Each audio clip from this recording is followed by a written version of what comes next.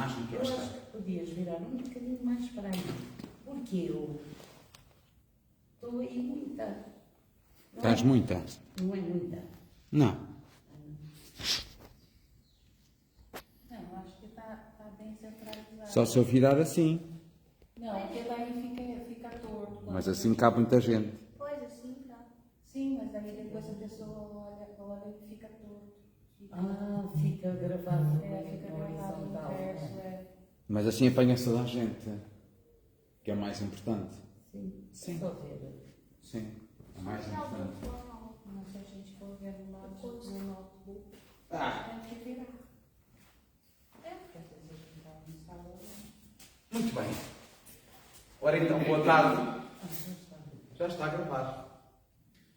Nós estamos aqui novamente no âmbito da missão, como já tínhamos falado. Eu vou só eliminar aqui um bocadinho uma zona que está a ficar muito escura.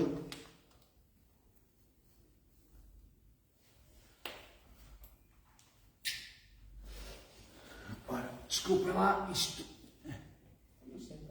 é técnicos de cara a cara. Está ótimo. Está ótimo, perfeitamente.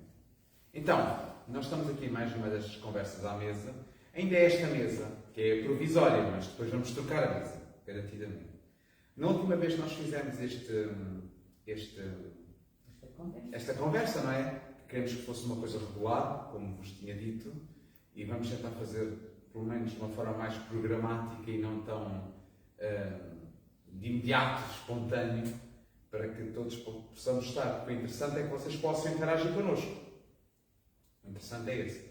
Inclusive até colocar questões, intervir na conversa. Isso era muito interessante que vocês pudessem intervir na conversa com questões, com tudo que estão a pensar na conversa, isso é importante. Mas houve uma grande falha, que eu não apresentei quem estava comigo. Isso é uma falha enorme. Ora, eu chamo Fábio, sou missionário aqui nesta missão, está aqui no bairro Alentejano.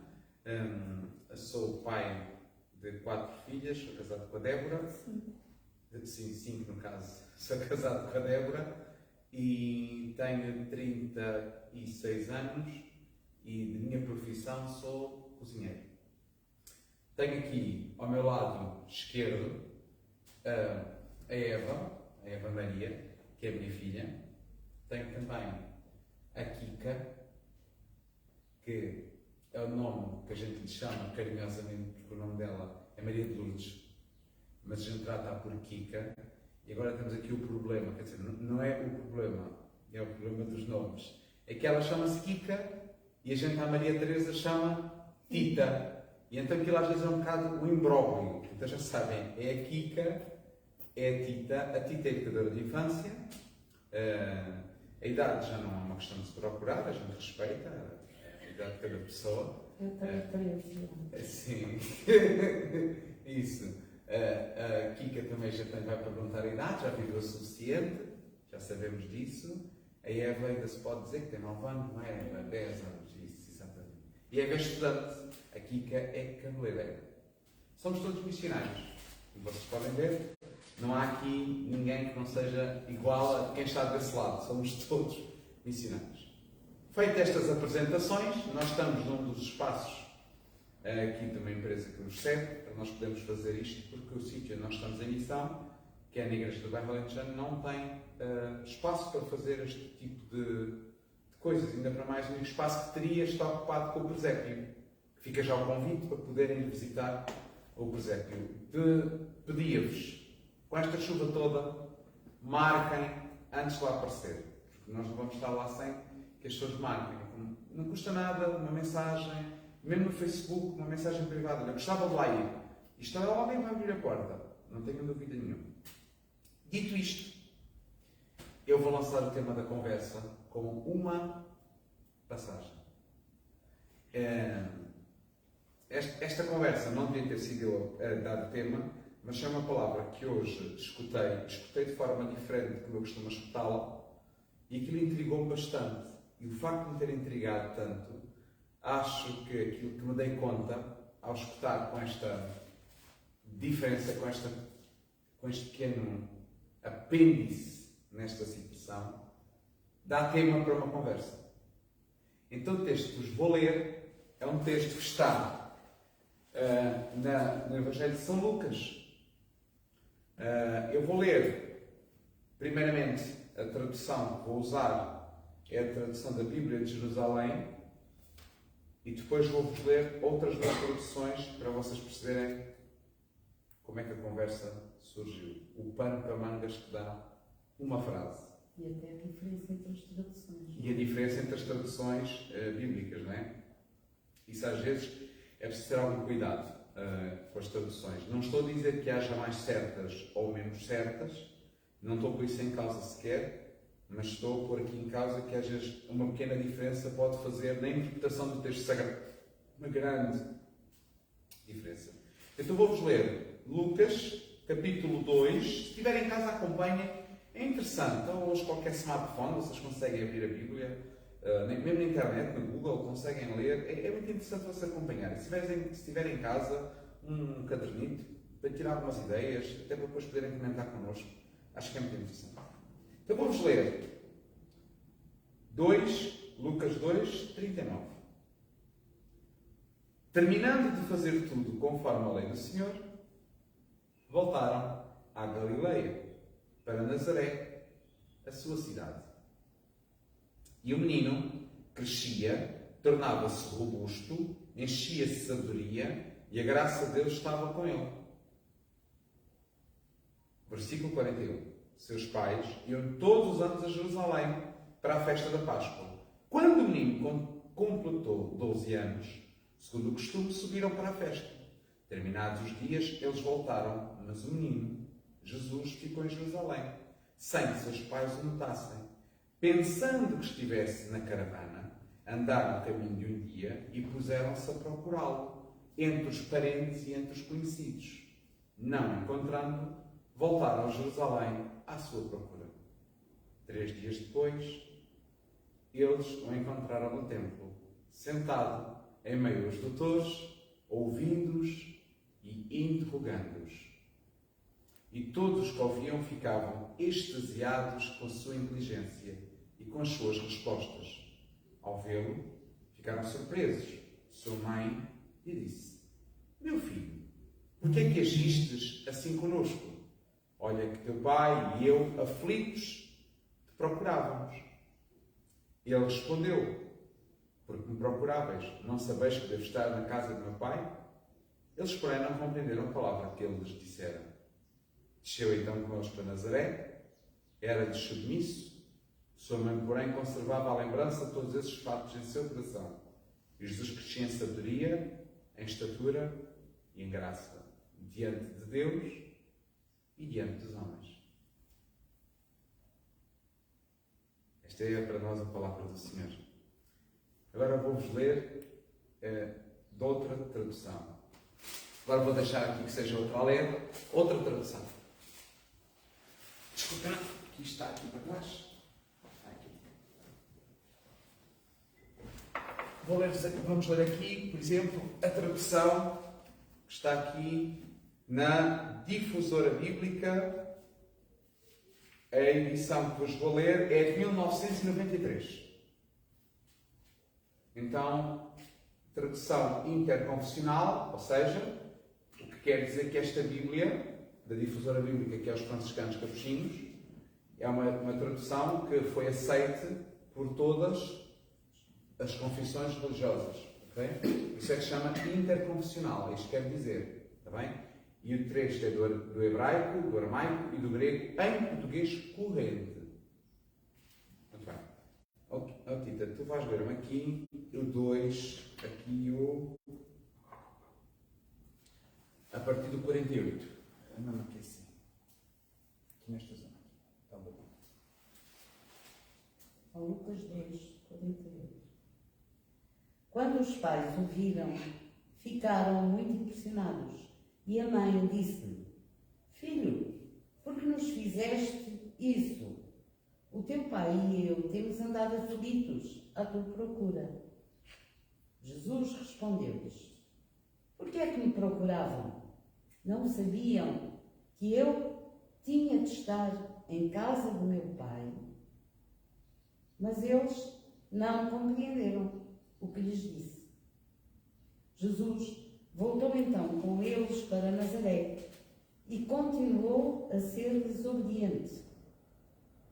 Sua mãe guardava todas estas coisas no seu coração.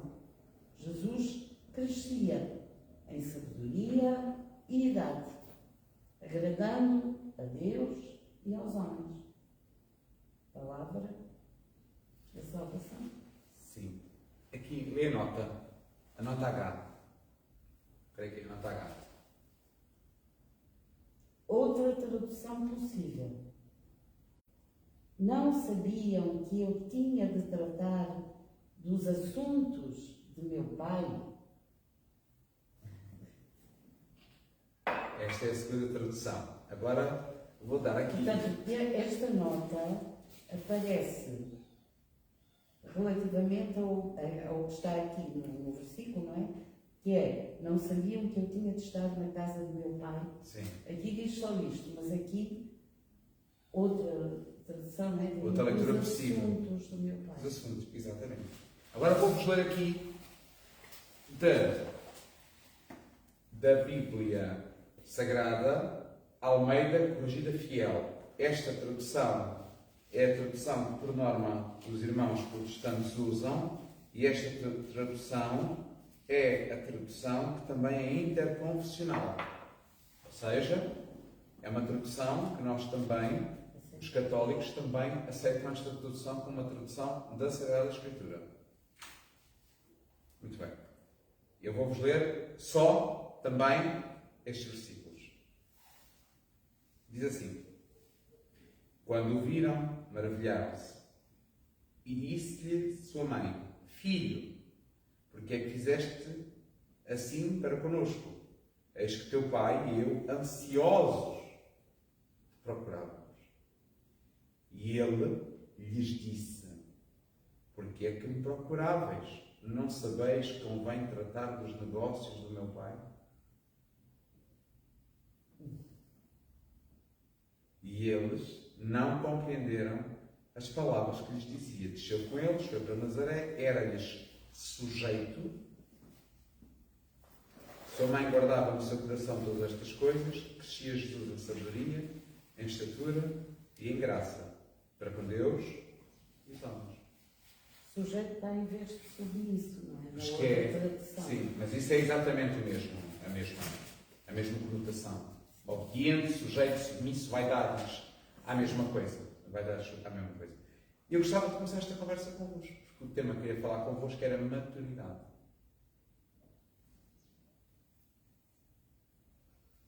Kika, então vamos dar-te o privilégio, já que tu não trouxeste tópicos para ler, trouxeste língua para iniciar a conversa. A maturidade em relação a isso que você Não fala sei. sobre isso? Não. Fala tu, que agora achaste muito interessante. Maturidade, né? De repente, Jesus era um menino e tinha maturidade para estar falando com anciãos, e com sabedoria, e com graça, e com todas as coisas que o Pai, pelo DNA, lhe concedeu. Eu acredito muito em relação a essas coisas da maturidade. Às vezes, uma vez a gente já conversou sobre isso. Às vezes, uma pessoa muito jovem tem muito mais maturidade que uma pessoa que tenha, sei lá, 60, 70 anos. Em relação a tudo, maturidade espiritual, inteligência emocional, em relação a essas coisas todas. E Jesus Cristo tinha maturidade. E quando a gente vai ler os versículos e ver as várias coisas que, às vezes, uma Bíblia diferenciada da outra, ou tradução, a gente também tem que ter uma certa maturidade para perceber de como e de que forma e por que existem essas diferenciações na escrita. E tu, Eva, o que é que tu achas sobre isto que acabamos de ler? Nós trouxemos a Eva só por acaso. É importante explicar-vos isto. É intencional. É intencional que estas conversas sejam, para além de interconfessionais, sejam intergeracionais. É uma conversa que não deve ser ficada nos adultos, fechada nos velhos ou fechada nos novos. Todos participamos, porque com certeza o que a Eva ouve e a percepção que tem do mundo é diferente da nossa. Estamos a ver. Gostávamos de ouvir o que é que tu achaste sobre isto. Que Jesus era um bebê e agora nos versículos que tu leste já estava a dizer que ele já era mais robusto, tinha mais ou menos 12 anos e que com essa idade já tratava dos assuntos do pai. Entende o que é que isso quer dizer? Até havia uma que dizia negócios, não é? Negócios, tenho tratado dos negócios da casa do meu pai. Para mim, com 12 anos, uma criança não tem tanta maturidade, não trabalha, vamos dizer. Porque para mim, quem trabalha tem negócios. Não Mas- consegue fazer diferenciação, tem coisa. Mas Jesus não. Achaste que ele estava a tratar dos negócios dele? Não estava a tratar dos negócios do pai dele. E a quem é que achas que um pai deixa os negócios mais bem entregue? Um filho ou um escravo? Um filho, porque um escravo. Um escravo é escolhido por saúde, por força, mas o filho não é. Não. E tu, Tito, o que é que tu achas? Olha, não sei, quer dizer, normalmente assim na vida, não é? Sim. O que é natural, o que é, quer dizer, agora talvez já não tanto, mas é comum os filhos ficarem com as empresas, com os negócios dos pais, não é? E muitas vezes até já sabem que vão ficar, portanto, as coisas vão passando. Nós temos famílias que se dedicam a determinado tipo de negócios, não é? E nós, quando ouvimos falar naquela família, já sabemos que aquela família trata disto ou daquilo. Pronto, portanto, a gente cá em Portugal tem várias famílias, uns que se dedicam, sei lá, não é? Aos supermercados, ou outra família que se dedica às telecomunicações. Sim. Pronto. Portanto, nós já sabemos, quando ouvimos aquele sobrenome, digamos assim, não é? Aquele nome, já sabemos, isto é dos não sei quantos, portanto, eles fazem aquilo. Para já é isso, portanto, há uma identidade que não é individual, digamos assim, que é mesmo familiar. Da família, Da exatamente. família. E, portanto, é interessante qual é a identidade que Jesus reconhece, não é? Porque é mesmo a identidade do pai que não é o pai José, embora ele seja um filho adotado por José, não é? E reconhecia-lhe essa autoridade. Mas conhecer, diz ali que Que era sujeito a eles. Exatamente. Portanto, pronto. Depois, há aqui outra questão que é isto, efetivamente, não acontece logo, não é? Portanto, tem que se chegar. Isto até muitas vezes coincide com a herança, não é? No momento em que o pai cede, digamos, ao filho as suas coisas. Portanto, acontece num tempo já de maturidade, não é? Portanto, foi assim também, penso eu, não é? Isto é muito interessante porque é muito humano, não é? Eu acho que isto Muito humano. é muito humano, não é uma coisa porque se fosse assim uma coisa de, sei lá, um ser assim, não é? Nem teria nada a ver com isto. Mas de facto há aqui uma evolução, um crescimento que é muito humano. Pronto, nós temos que pensar no tempo. Esta coisa dos 12 anos, hoje, uma criança aos 12 anos não tem a responsabilidade, não é atribuída a responsabilidade, não é, que teria naquele tempo. Até porque, por exemplo, Maria casou muito nova, portanto seria assim. Dentro destas idades, provavelmente. Portanto, já se considerava que as pessoas já tinham maturidade. A partir do momento que menstruasse, a mulher era considerada Sim. uma adulta. Pronto, o que acontece agora, e muitas vezes, agora lembrei-me, enfim, não tem a ver com a passagem, mas eu não sei, mas a coisa a caminhar por aqui, se calhar, daqui a uns anos as pessoas serão maduras aos 50 anos, não é? Porque, Ao que vejo. pois, ao que vejo, Mas isso é porque as pessoas não são educadas para serem maduras, não é? Sim.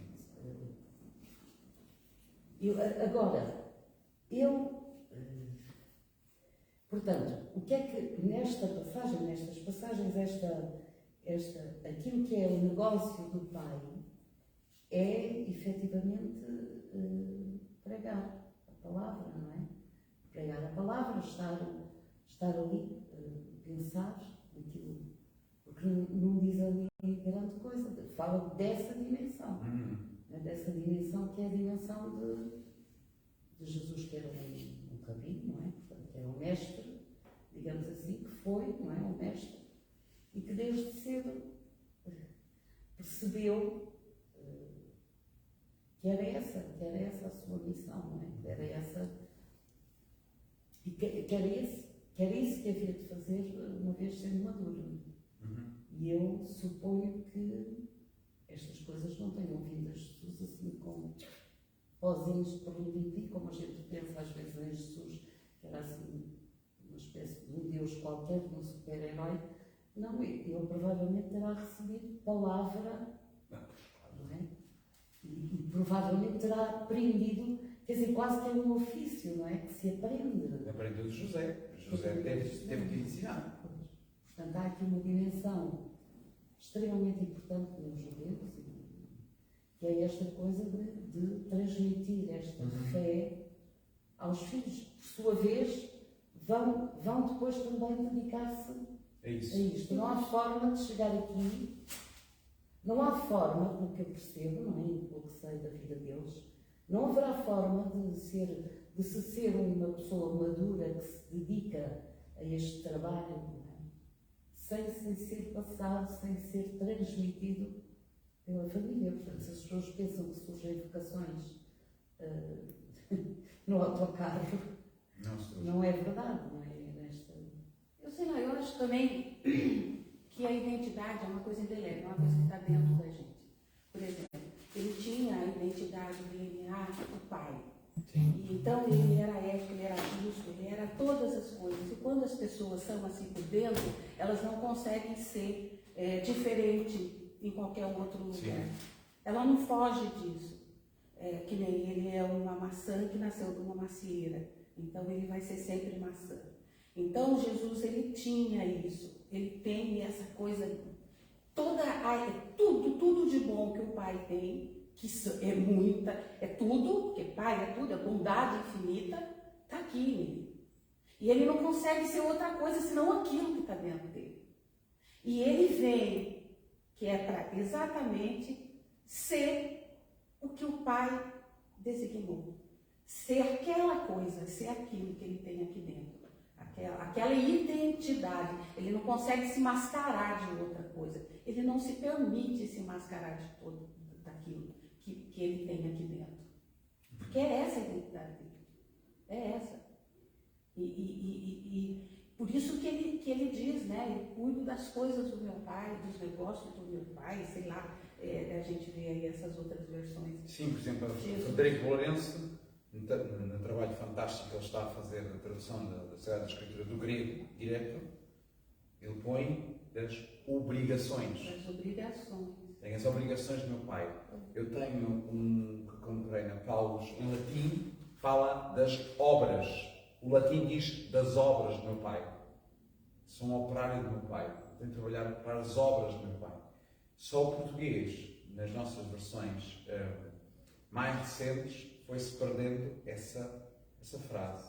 Mas ainda assim eu gostava de partilhar convosco sobre essa palavra que acabámos de escutar, que agora estava aqui a olhar para ler outra vez ali quando arrumei.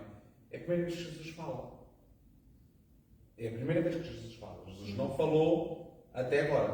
Ou seja, não há uma ipsíssima vox Cristo. Ou seja, não há as palavras de Cristo. Não existem até aqui. E quais são as primeiras palavras de Jesus? É meu Pai. E é interessante que é o mesmo evangelista que diz que as últimas palavras de Jesus são meu Pai. Jesus abre e fecha o seu ministério com meu Pai. Isso é mesmo significativo, expressivo. Sim. E é expressivo no sentido. Isto tudo nasceu porque esta questão, este tema que vos estou a trazer, nasceu sempre uma passagem que me deixou muito intrigado, mas há muito tempo que esta passagem me deixa intrigado, que é aquilo ao qual eu chamo de oração de Deus. Eu só me vejo Deus a rezar uma vez. O Pai, uma vez, a rezar. Quer dizer, eu digo que é a oração de Deus, mas não está mencionada aquela oração de Deus. Não é? Mas eu sou bem entendido da oração de Deus, que é ao profeta Isaías: a quem a enviarei? Quem é que eu tenho para enviar? Quase como uma prece. Existe alguém, afinal, que eu possa enviar para quê? Para anunciar a boa nova aos pobres, libertar aos cativos, a vista aos cegos. É o seguimento. Primeiro, a prece do Pai. E agora parece que o Senhor ofereceu uma resposta. É o seu próprio Filho que diz: eu tenho que fazer as obras do meu Pai, os negócios do meu Pai. Mas não vos questiona quais são os negócios do Pai? Quais são os negócios de Deus?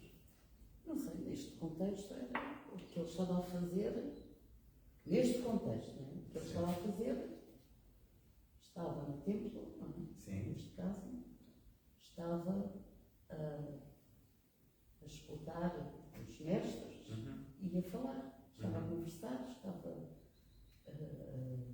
estava provável, estaria a estudar, sei lá, não sei como é que se fazia, não é? Mas estava dedicado às Sim. Escrituras. Sim. Não é? que neste momento seria o Antigo Testamento, não é? Uma vez que ainda não havia Novo. Certo. Portanto, neste contexto, aquilo que a gente lê refere-se a isto. Não é? O que é que achas que são as ervas? O que é que achas, Eva, que são as obras de Deus? O trabalho, os negócios de Deus. Com que negócios Deus se entretém? Os meus já sabes qual é. Sopa e frango. Quais são os do Pai?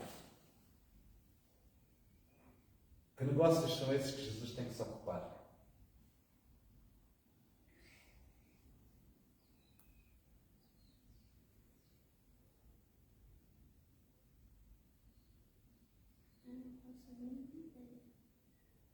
O que é que ele estava a fazer? O que é que Vai ele ao costumava fazer? Jesus. Costumava rezar. Mas aqui ele diz que estava a responder a perguntas. Estavam-lhe a colocar perguntas. E ele respondia com uma sabedoria impressionante. Estava a pregar. Estava a pregar. E Jesus era. Pregar e não só, não é? Porque responder a perguntas não é só Não pregar. é só pregar, é iluminar. Jesus estava. O negócio de Jesus dá a sensação que é conhecimento. Jesus gostava de aprender, né? Ou de dar conhecimento. De dar conhecimento. E não vos parece estranho a citação: ao terceiro dia encontraram-no? Tem bastante tempo. Essa coisa do terceiro dia, meu Deus do céu. O terceiro dia é ressurreição. Suscitou. Então, quer dizer, São Lucas, nós não podemos esquecer de uma coisa: nós estamos a estudar o homem que escreve o maior texto do Novo Testamento. É Lucas. Ninguém escreveu tanto quanto Lucas. Então, Ninguém. não sabia. E ninguém investigou. Ele investigou. Foi pago para investigar. Ele não escreve em vão. Só porque sim. Só porque sim. E já falámos isto outras vezes. Lucas escreve para um amigo chamado Teófilo. E este Teófilo tinha-se convertido. E queria saber se a sua fé era, se aquilo que ouvia falar de Jesus correspondia ou não com a verdade. Então Lucas vai investigar tudo sobre Jesus. Então ele, quando escreve, ele escreve com uma intencionalidade. Sim, e ele investiga em quê? Em coisas escritas, Havia um evangelho já escrito, Marcos. Já estava escrito. Marcos já tinha um evangelho já escrito. A primeira fonte foi Marcos. Não há aquilo. Nós dissemos sempre que foi Mateus, mas a primeira fonte é Marcos. Não há que voltar. O evangelho mais pequenino, mais rudimentar, e o que está em Marcos está nos outros todos. O que Marcos tem Lucas. Por exemplo, Mateus, posso dizer, tem mais de 90% lá drenado. Está lá. O resto é acrescentar ao que já lá estava. Pronto. Mas aqui Lucas vai ter como pessoas testemunhas oculares. Gente próxima. E quando vai ter com Maria, não deixa de ser igual, porque é o único que fala na infância de Jesus é Lucas. E fala, eu imagino, quer dizer, vocês imaginem comigo, Lucas, se eu quisesse falar da infância de alguém, o mais normal é que eu vou falar a quem tratou dele na sua infância, quando era pequenino. Então quem seria? Maria. Não tenho dúvidas nenhumas que Lucas esteve com Maria e que foi Maria que lhe disse os episódios da infância de Jesus, a narrativa segundo a infância, foi dita por Maria a Lucas. Sim, até porque naquele tempo, tu hoje, se fores investigar a vida de uma pessoa, Sim. consegues investigar de outra forma, não é? Porque há muita coisa escrita. Tal e qual, naquele tempo não. Não, tinha que ser de boca. Não havia. Maria, os Estamos a primeira geração, ainda é a primeira geração, não é? Estamos a falar da primeira geração. Estavam vivos praticamente todos os que estiveram em contacto com Jesus enquanto não tinha ascendido aos céus. Então estavam vivos. Então ele consultou-os, questionou-os. E é importante para mim perceber que Maria ia todos os anos com o menino a Jerusalém, Maria e José. É o que o texto nos disse. Todos os anos iam a Jerusalém à Páscoa. Oferecer o sacrifício. Era hábito. Era um hábito religioso. Pronto, era um hábito religioso. Sim. E que Jesus ia. Sim. E diz que quando ele passa para a puberdade, passa da infância para a adolescência, Hoje, não é? hoje, exatamente, Na altura isso não hoje, exatamente. Mas Jesus não é um adolescente, Jesus não é um adolescente, Jesus passa da sua infância, de ser menino, para homem, ponto. E passa para ser homem como? Perdendo-se dos pais. E nós às vezes, aqui há bocado falava de uma coisa que eu fiquei a pensar muito nisto. Nós temos um problema muito sério, é que nós não queremos que os nossos filhos saiam de nós. E o pai ensina-nos como é que se faz com os seus filhos. Ele manda-nos para fora dele. Tem que passar quase por uma morte. Há uma morte. Há, de facto. Há uma quebra do cordão. E não só. E nós não nos podemos esquecer, embora a gente tenha uma imagem da mãe de Jesus, da Virgem Maria, da Senhora, nós tínhamos uma imagem da Virgem Maria muito barroca, muito romântica. O facto é este. Maria perdeu Jesus. Foi. É facto. Foi mesmo. É facto. Maria perdeu Jesus. E Maria não oculta isto no Evangelho de Lucas. Podia ter ocultado este episódio. Uma vez que está o Evangelho de Lucas é que o menciona. Por isso eu não creio que tenha sido outra pessoa qualquer a contar. Sabe exatamente o que aconteceu. O facto foi este. Eu pensava que ele estava no nosso meio, no meio dos crentes. Ou seja, Maria deixou o seu filho entregue à igreja da altura. E o problema é que o menino não estava lá. Mas também ninguém quis saber dele. E às vezes nós julgamos que deixando os nossos filhos entregues à catequese, entregues aos escuteiros, entregues a onde for, ou whatever, não fazendo de nós o nosso trabalho de pais como transmissores da fé, o assunto está resolvido. Mas não estava resolvido. Tanto Maria depois leva um dia, depois já lá vão de caminhada, outro dia à procura, e outro dia volta para trás. 1, 2, 3. Ao terceiro dia, encontraram. Mas quando encontraram, já não encontraram o menino que perderam. Elas encontraram um homem. 3 dias para os pais que fazem mal. É impressionante. Não, quer dizer, eu acho que e a primeira palavra que ele dirige à sua mãe é o meu pai. A sua mãe que é figura da igreja. Que é a figura da igreja. A primeira coisa que ele diz a Maria é esta. O meu pai. E depois, os negócios do meu pai. E ocupar-me dos negócios do meu pai. Aonde? Podia ter perguntado, então, mas o teu pai não está em casa? Ela diz isso! Não está aqui? Ela diz, então eu e o teu pai estávamos à tua procura. Sim. Mas quando ele diz, mas o meu pai, ela percebeu perfeitamente quem é que ele estava a Pois falar. percebeu. Percebeu? Eu acho que sim, porque se não tinha dito o teu pai, então mas o teu pai. Vamos ler o texto. É tão importante a leitura do texto atenta. Diz lá. Vamos ler o texto. Se ela percebeu. Ele respondeu, porque me procuravas, não sabias que estiveste já na casa do meu pai. Eles, porém, não compreenderam a palavra que lhes dissera. Pois não compreenderam, não. Quer dizer, eu acho que é uma delícia, quer dizer, ir ao texto sagrado e perceber a simplicidade e a pureza do texto. Não foi trabalhado. Não. Foi isto que aconteceu. Ela não percebeu, mas diz a seguir, Maria conservava, guardava estes acontecimentos. Para quê? Porque a Maria, não nos podemos esquecer disto, mas vocês têm noção, a que houve a abertura, o rompimento do verbo divino nos Evangelhos, é Maria que houve, no Evangelho de São Lucas. É Maria que provoca o primeiro milagre no Evangelho de São João. Maria é uma provocadora. Maria é uma provocadora.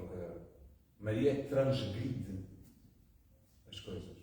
Maria é transgressora. Já falamos muito de Maria, mas não aprendemos aquilo que devíamos aprender com Maria. Maria transgride. Porque conhece o filho. Porque conhece o filho. Maria transgride. E nós não podemos esquecer de uma coisa. Maria era aquela. Era um casal de pais do mais beato que pudesse existir. Imagina. De noite o pai via anjos, a mãe via-os de dia. José sonhava com eles, Maria a limpar a casa, eles vinham ter com ela. Repare, Maria é aquela que sabe sobre o primeiro estéril, que recebe um filho, também porque o seu cunhado, ou o seu primo, digamos assim, com o primo, foi visitado também por um anjo. Maria tinha oferecido, quando foi oferecer o menino Ana e Simeão, lhe revelaram a profecia. Quer dizer, ela podia estar assegurada, não, para a família de crentes, de cristãos como nós somos, aqui nós os dois, o menino está seguríssimo. Quer dizer, tem anjos e anjos de noite. O menino está salvo. A nossa garantia de salvação é só preservar este menino, como? Numa redoma. É quase um vaso de vidro para que ninguém lhe toque. E o que é que este menino faz? Transgride tudo. E a Maria que ouve a primeira frase da boca de Jesus no Evangelho de São Lucas é meu pai, é precisamente Maria que está aos pés da cruz, diz nos Evangelhos de São João, a ouvir o quê? Meu pai. Meu pai. Por isso é engraçado que a Maria, Jesus não aparece no seu reto. Porque Maria sabia quem era o pai do menino. Então tudo aquilo que ela tinha guardado foi o memorial para crer que o seu filho estava ressuscitado. Que o pai dele não o abandonaria. Para mim impressiona-me imensa figura de Maria. Na humanidade de Maria. Pois então. O que mais me assusta é os brilhos. Isso assusta-me. Esta afasta-nos logo de Maria. Agora, quando a gente vai à humanidade de Maria, a gente descobre a humanidade da Igreja. Porque a Igreja é isto. A Igreja está sempre a ser surpreendida por Jesus. Jesus ainda é o que surpreende a Igreja. E o problema, isto é o que eu acho. Se discordarem de mim, sejam à vontade. Isto é o que eu acho. O problema é que nós estamos num nível na Igreja de Torre de Babel. Eu explico. Até à Torre de Babel, diz-nos o livro do Gênesis, que é capítulo 11, verifica, mas é 11 ou 6 versículos ao certo. Mas chega ao capítulo 11. Diz-nos assim, que começaram a pôr tijolos. Até lá não se usavam tijolos para edificar uma casa. O que é que se fazia? Pedra. Pedra e tendas. Não havia a técnica de formatar alguma coisa. Hoje, nós na igreja estamos a viver o tempo da formatação. Tem que ser tudo assim. E estamos a arrebentar com toda a espécie de novidade que Deus nos quer apresentar. E nós vimos onde isto aconteceu. Pai, eu lembro-me de um homem que hoje o Senhor recebe em sua casa. Em festa grande. Já nos havia. O Senhor recebeu hoje este homem, este seu profeta, em grande festa.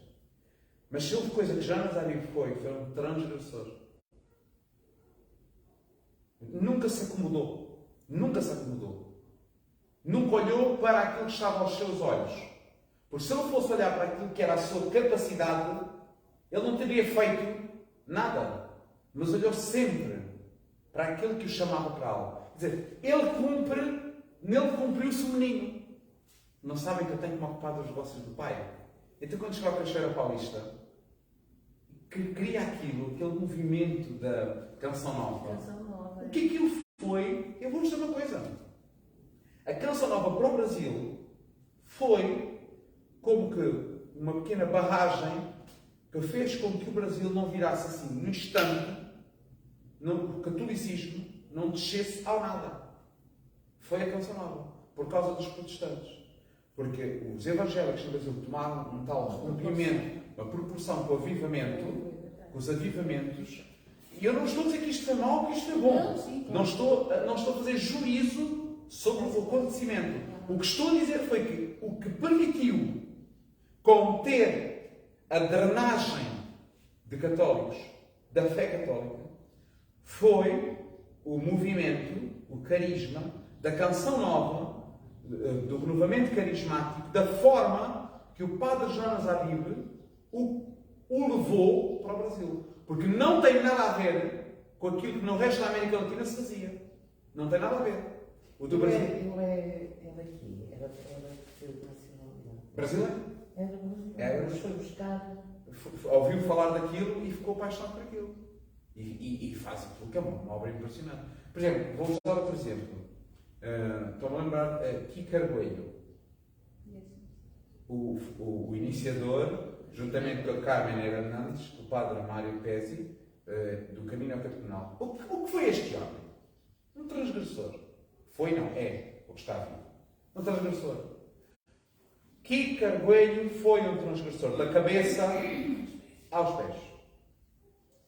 Não se deixou formatar nunca por nada. Nunca.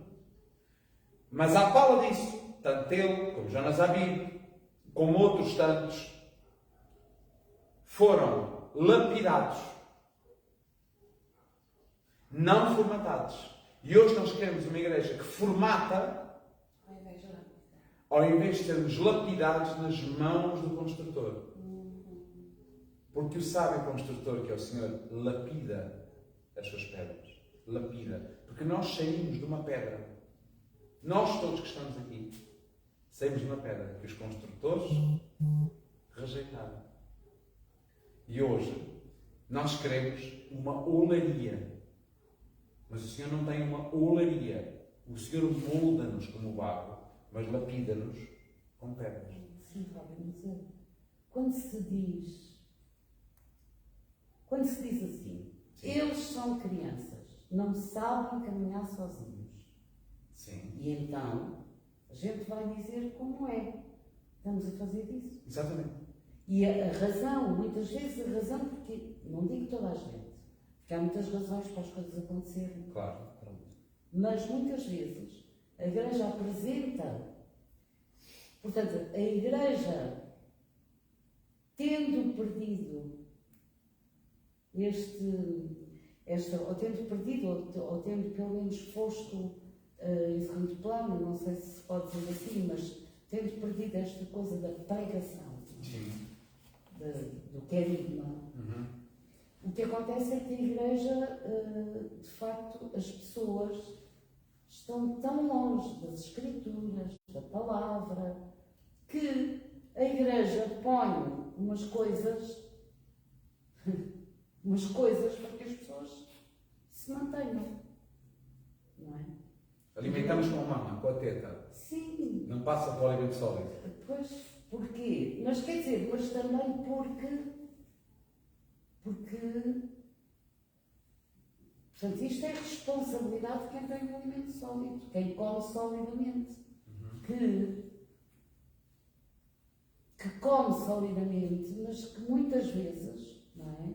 Não confia que mesmo aqueles que não comem solidamente têm o seu próprio caminho, não é? Têm o seu caminho e manifestam-se de formas muito diferentes. Por isso me faz alguma confusão. Os grupos mais elitistas na igreja, quer dizer, parece que para que tu caminhes tens que ser deste grupo, daquele grupo, daquele grupo, daquele grupo. Pois, e há pessoas, há grupos que pelas suas práticas, Sim. pelas suas, não é? Formam ali umas pessoas, mas que depois ficam ali. Formam cativos. Sim, sim. Ficam E cativos. formam para dentro, quer dizer, formam para dentro.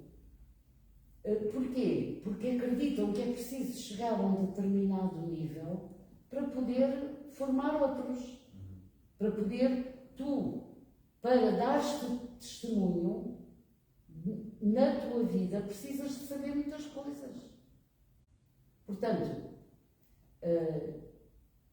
não se aceita muitas vezes na igreja que o testemunho às vezes é a simplicidade da vida. Sim. E que tu, na tua história, com a tua história, podes dar testemunho, ainda que não tenhas o carisma de Pregador ou pregador, sim. nem tenhas essa experiência. Sim, não é? sim. Pronto, eu tenho para mim que o testemunho de vida com Deus, de vida com Cristo, É uma pregação. é uma pregação e implica o conhecimento, não é? Pronto. Portanto, uma pessoa com a sua vida só, se não tiver conhecimento, se não tiver pregação ela própria, dificilmente passa testemunho pronto, passa testemunho. Quer dizer, eu até acredito que as pessoas nem podem ser felizes Sem testemunhar. sem palavra. Pronto, não me parece que se possa ser. Porque eu vejo, Sim. por mim, não é? E também pelo que vejo. O que é que tu achas o que é que tu achas, Eva, quando tu olhas assim para a igreja? Não é? Vocês que são da meia era dos TikTokers, dos influencers, dos YouTubers da vida, e etc. Tu, quando olhas para a igreja, não é? Quando olhas para as pessoas, para a missa, para a igreja, para aquilo, o que é que tu pensas? É que só havia pessoas mais velhinhas para ali. E porquê que achas que sabem pessoas mais velhas? Porque as outras estão todas interessadas no que aquelas coisas. Então, achas que a igreja não tem uma coisa interessante para apresentar? Ou a forma que não é interessante? Tens, só que para ti está igual como tu fizeste no outro dia com a Coca-Cola. Tu tens de provar e mostrar que é bom. Para as outras pessoas disserem, também querem provar e se não gostarem, não gostarem. O que a Eva está aqui a tentar explicar foi, só para contextualizar, para lá em casa não sabem o que é. Eu vou contextualizar. Ele vende uma garrafa de Coca-Cola e bebidos. Não estou a fazer aqui uma comercial de Coca-Cola, até gosto mais da Pepsi, mas não interessa. Mas levei a Coca-Cola e bebi a Coca-Cola. E de facto fiz um ar de muito satisfeito. Ainda que os meninos que estavam lá, os irmãos da catequese, uns 10 miúdos, estavam lá e eu perguntei assim para eles: ainda que não soubessem o que é que eu estou a beber, pela minha satisfação, eles quereriam beber. Nem que fosse para experimentar porque é que este fulano está tão satisfeito a beber aquilo. E esse exemplo serviu-te. Achas que é por causa disso que as pessoas não vão à igreja? Não temos. Então, achas que não estamos satisfeitos com Deus? Podes dizer aquilo que pensas. Como assim não estamos? Não mostramos Tem que gente estamos. que bebeu a Coca-Cola, mas depois faz aquela cara, ai caralho. Que é porcaria. E portanto as pessoas ficam sem vontade de provar. Parece que andamos a lembrar com o cão. É a cara de Sexta-feira Santa, que eu costumo dizer. A cara de Santa Rões. Aquilo não há nem aquece nem arrefece. Mas, de facto, isto que a Eva está a dizer, eu acho que é importante. Tu não achas que Eu acho que é muito importante. o ar de insatisfeitos que nós estamos dentro da igreja. Exatamente. E isto, isto não pode ser dito, de forma nenhuma. Não podemos dizer que isto é uma realidade só dos leigos. É uma realidade que trespassa, inclusive, o próprio clero. São os sacerdotes, bispos e etc., que às vezes celebram com ar de insatisfação e tão condolorido que se nos dá a sensação que estão a ser espancados, que a gente quer é fugir, a gente diga, ir em paz e que o Senhor nos acompanhe. E a gente diz, graças a Deus, está a ver que não acabava. Porque é um ar de insatisfeito. Com isto não estou a dizer que temos que estar a fazer teatro. Não é nada disso que eu estou a dizer, mas é, quem está satisfeito? Não precisa de fazer teatro. Não precisa, está satisfeito. E de facto nós não vemos isso na igreja. Agora, a Maria chega lá ao Jesus, retomando ao nosso capítulo de Lucas, chega lá ao Jesus, e como é que ela o vê? Satisfeito. A falar de quê? Dos business do Pai. Com quem? Os anciãos, os sacerdotes e os escribas. Jesus não estava a falar com os quaisquer. Jesus estava a falar, o menino que se faz homem, estava a falar com os sábios da lei. E eles estavam estupefactos com as respostas que ele lhes dava. Como é que este miúdo sabe isto? Quem lhe ensinou isto? Quem ensinou isso a Jesus tinha essa coisa que essas pessoas não têm hoje. E o que é essa coisa? Essa dinâmica, essa coisa do envolvimento, essa alegria, porque não é felicidade é coisa que é rápida, né? Mas uma alegria e estar disposto a servir, a fazer essa massa crescer. No dia você falou da massa crescer. Sim. Mas aí quando às vezes a gente encontra pessoas até que não é que nunca é sempre morno, sempre não é que nunca dá. Que graça que tem! Você vai querer ficar num lugar assim? Tá faltando isso, sabe? Tá faltando gente vigor. Que faz vigor, virilidade. Isso. De onde é que vem isso? E é isso. Uai, vem de quem? Não sei. Você busca, tá aqui dentro de você através de Deus. Lembra, agora vai, já vou entrar naquela coisa do tá cá dentro, uai, não é? Por que Davi era tão apaixonado por Deus? Porque um dia um profeta disse para ele, Não estava lá dentro. que ele era uma prata. E a prata, se você não fica observando, ela estraga. Uhum. E aí ele perguntou, mas então como é que faz? Assim, ele nunca tira o olho de você. E de repente, ele sabe que está pronto, sabe quando? Quando ele se vê na prata. Então mesmo que Deus não tivesse... Exatamente, é isso. Então nós não estamos a rever em Deus. Não! As pessoas não se revêem em Deus. Tu não achas que as pessoas se revêem em Deus? Se eu soubesse o que era Rever é, eu quando vejo uma pessoa digo assim, olha, eu vejo-me, eu estou a ver naquela pessoa, a forma como Sou vive, como ela. sou como fala, como vive, como age, como julga, como pensa as coisas, eu vejo-me nesta pessoa. Achas que a gente se vê em Deus?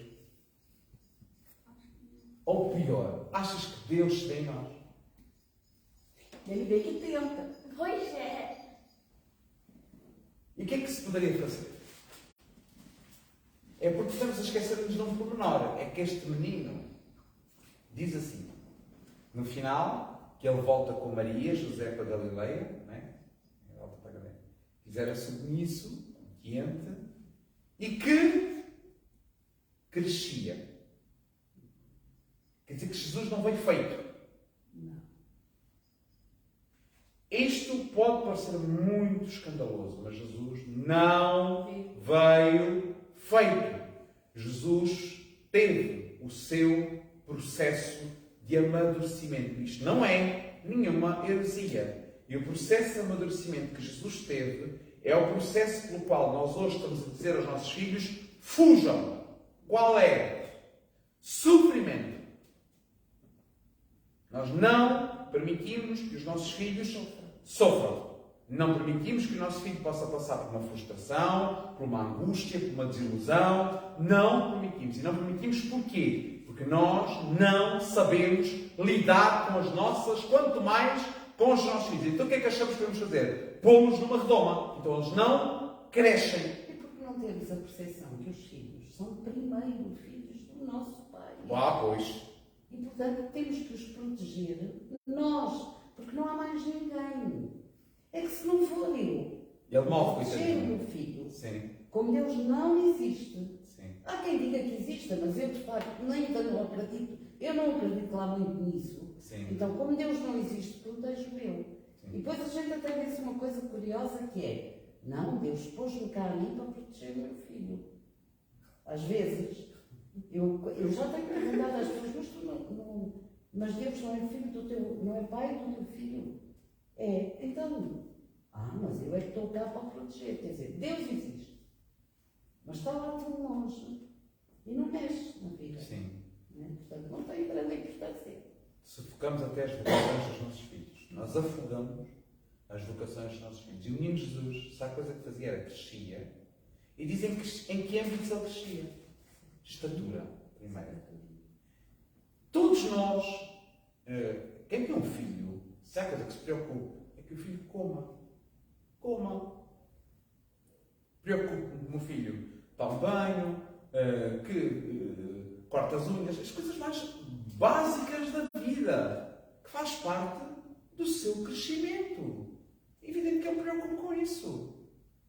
Evidente que eu tenho que fazer com que ele cresça. Mas ele não vai crescer à minha medida. Ele vai crescer à medida dele. Eu só tenho que auxiliá-lo. Se vi que ele está a comer mais, tenho que dizer: olha, não comas tanto, porque isso vai te fazer mal. Mas não te posso cozer a boca. Poder pode, quiser, não deves. Pois, Olha, poder eu posso. acho interessante, vê? Poder posso, mas não devo Mas não fazê-lo. convém.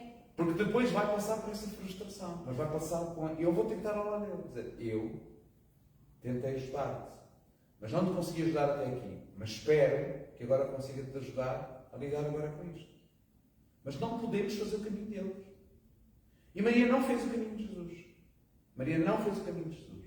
O menino cresceu. Diante de Se quem? calhar por isso é que ele teve 3 dias fora, não é? Pois, por isso é que ele teve 3 dias fora. Diante de quem ele cresceu? De Deus e dos homens. Quer dizer que o menino até crescia diante de Deus. Estatura, sabedoria. Quer dizer, este menino não sabia tudo. A gente às vezes fala do menino Jesus como se o menino Jesus, perdoem-me, mas desse um pum e soubesse o pensamento que ia na cabeça das outras pessoas. Não é isto que os evangelhos... Super-herói, não é? Sim, tipo Dragon Ball ou coisa assim do género. Mas não é isto que os evangelhos nos falam. Os evangelhos não nos falam deste Jesus. Não há esse. Há sim, nos evangelhos que a Igreja considerou que não eram evangelhos. Mas depois a mesma Igreja que considerou que aquilo não eram evangelhos canónicos, que eram evangelhos apócrifos, parece que liga mais a esse tipo de lenda, mito, místico, não é? Do que à humanidade que nos foi dada, a um filho que nos foi dado. E crescer em graça. Crescer em graça. Quer dizer, quando se diz que Jesus crescia em graça, nós estamos a dizer que a graça educou o menino. Quer dizer, que o menino não sabeu, não nasceu com tudo. Isso não acontece. O Evangelho não nos mostra. A carta aos Hebreus mostra-nos um menino. Ele nasceu com uma família. Com uma família. Exatamente. Então, o que realmente está a matar os nossos filhos são as famílias. Nós às vezes achamos que o mundo sofre, que nós sofremos por causa do mundo. Mas o mundo sofre a péssima igreja que tem. Portugal sofre a péssima igreja que tem. Péssima. Não é má, é muito má. Porque nós representamos mal o Pai. De tal ponto que ninguém se abeira do Pai. E depois corremos a procurar uma razão bíblica para isso. Então chamamos de apostasia. Como se a apostasia as pessoas não virem à igreja. Ah, é? Nós chamamos disso. Chamamos que a apostasia é as pessoas não virem à igreja. Quer dizer, quando a apostasia, a primeira carta de João nos mostra que as pessoas... Exatamente. Nós até fizemos... Mas Maria também fez isso com o menino. Olha lá. Porquê que tu abalastes? Quer dizer, o problema não é meu. Eu é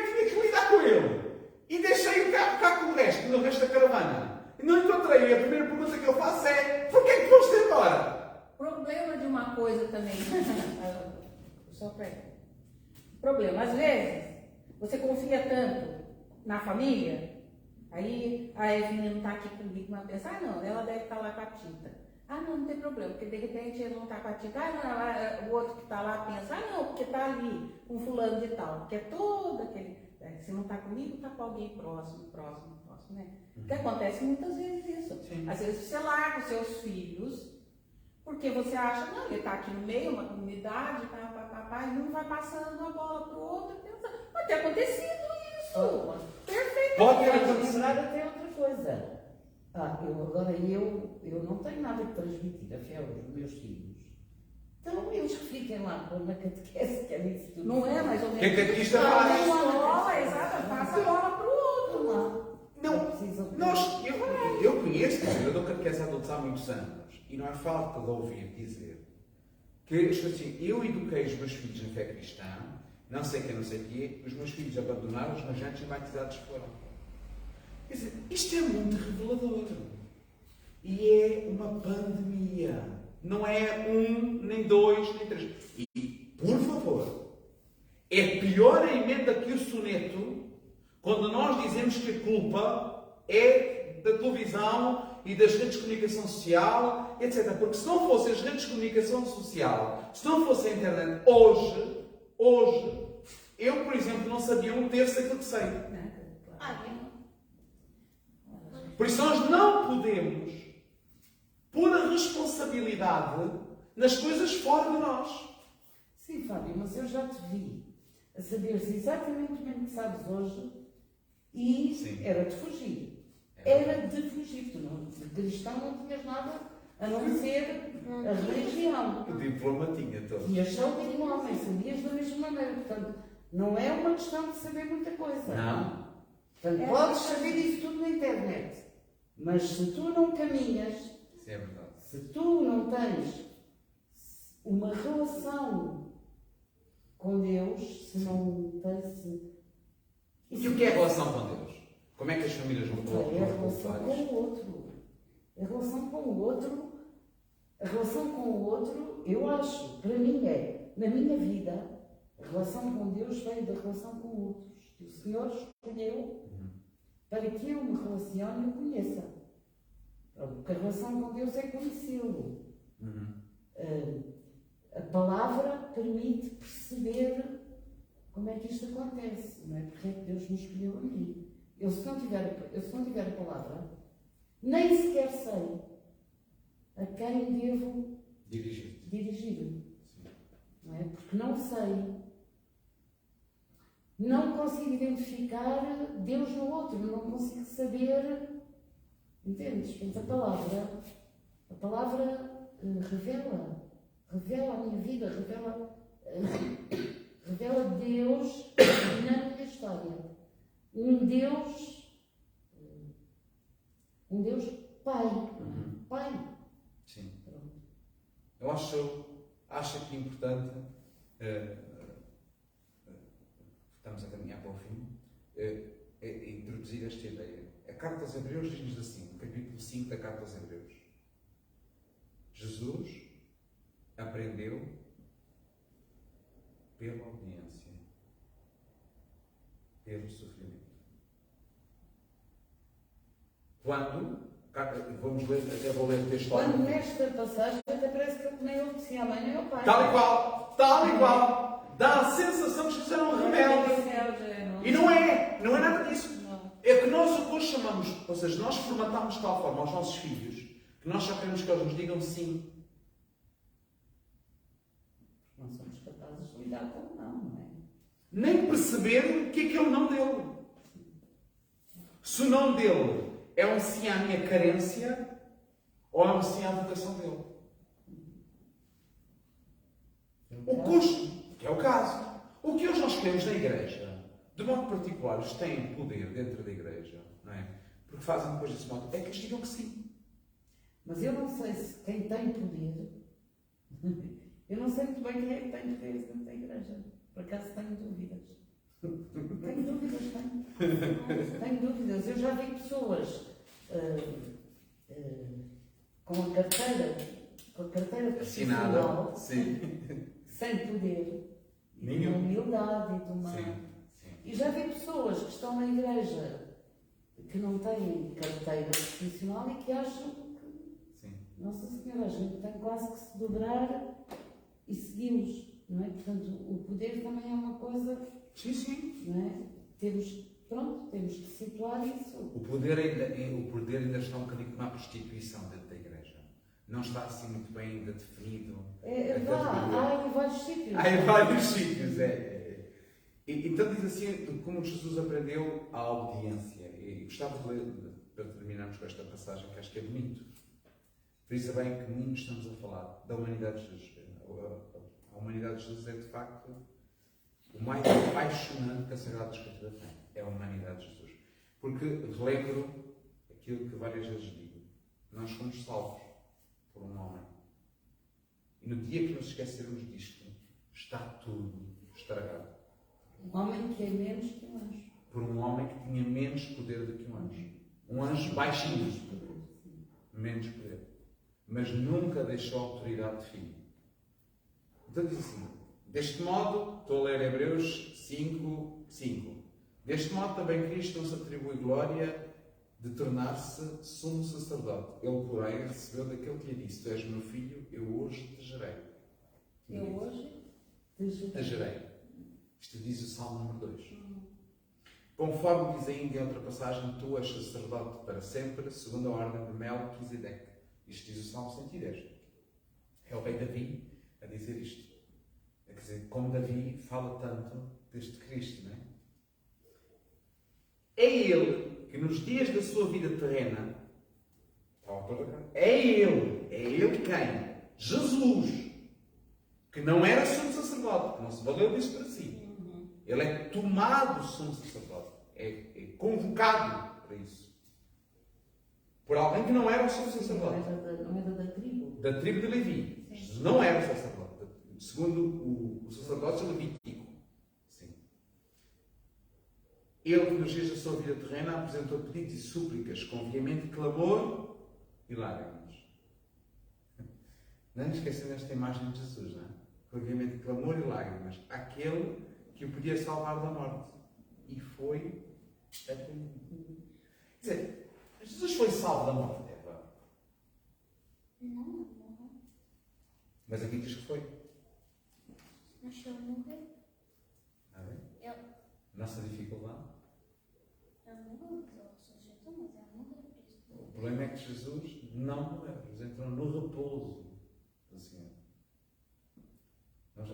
É que a morte, foi que Adão e Eva tiveram. Adão e Eva morreram quando comeram? Morreram sim. Como? A questão é que não. Olha, um tema para uma conversa. A morte. A morte. Olha que coisa interessante. A morte e a vida, ao que nós chamamos vida e ao que nós chamamos morte. Exatamente, é. Estão a ver? E, Fábio, é totalmente o contrário. Estão a ver o que nós chamamos morte e o que nós chamamos vida? Pois. Está a ver? E a confusão que isto causou na nossa cabeça, com os infernos, com os céus e tal, e coisa e tal. Toda a nossa teologia soteriológica que está completamente emaranhada nestas coisas. Hoje você postou um poema do Vinícius Sim. que tem alguma coisa relacionada Sim. à morte, Sim. que é a salvação. Sim, a ontologia da coisa. Nossa, é isso. É exatamente aquilo. É a noite de Natal. É uma coisa extraordinária. É maravilhoso. Fala da morte. Falando da noite de Natal. Na Estão a noite ver? de Natal, Estão a ver? exato, é isso.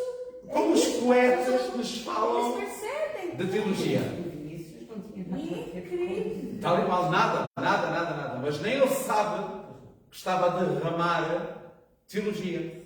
Pai, como é que Eva morreu se ela até Deus chamou Adão, onde estás? Mas Jesus que morreu na cruz está vivo, é o que estás a dizer. Na próxima conversa, filha, tu vens à mesa connosco e vamos discutir sobre estar morto e estar vivo. Walking Dead. Tá bom. Deixa-me só acabar aqui a passagem que estava aqui a ler. Diz assim: por causa, foi atendido por causa da sua obediência. Quer dizer, ele não morreu, foi atendido porque foi obediente. Nós depois podíamos dizer o hino de Filipenses foi obediente até onde? E morte de cruz. Mas não morreu. Legal. Parece que dá assim um nó. Exato. É preciso invocar a Nossa Senhora Desatadora de nós para desatar. E levar à perfeição. E levarmos à perfeição. Não. Escuta. Por causa da sua obediência, embora fosse filho, aprendeu, contudo, a obediência pelo sofrimento. Foi levado à perfeição.